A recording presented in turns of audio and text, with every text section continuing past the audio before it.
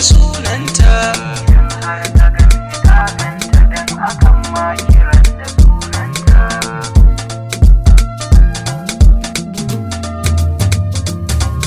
Idan har ka ganni ka ganta dan akan ma kiran da sunanta. Tana iya fada da kowaye a kaina saboda kissarta.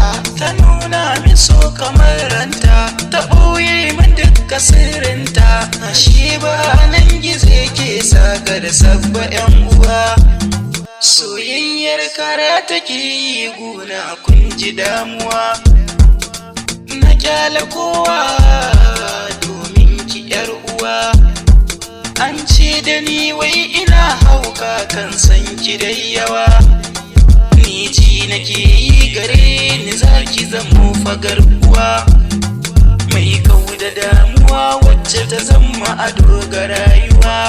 Na zurfi akan ta na shagala, ji nake kamar auren mu an kulla. Ashe so take ta ban wahala, tsakanin mu yau ta sake aure. Ta kyale ni yanzu ta yi aure, gidan mijinta yanzu ta tare. Kalmar da ta yi aran da za mu rabi ne ta rudar da duk tunanina. Ta ce mini dama cikin ranta ko kaɗan ba batu na aure na, amma kuma tana yi min so ne a zuciya tabbas akwai ƙauna.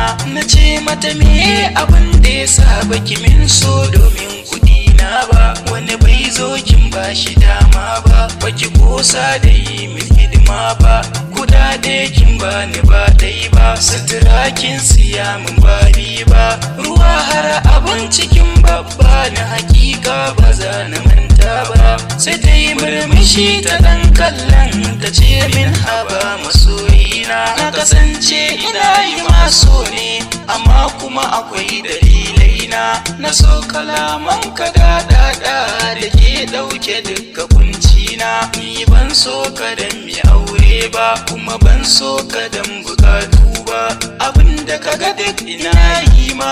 Soyayyar kara nake yi ma, soyayyar kara nake yi ma, soyayyar kara take yi ma.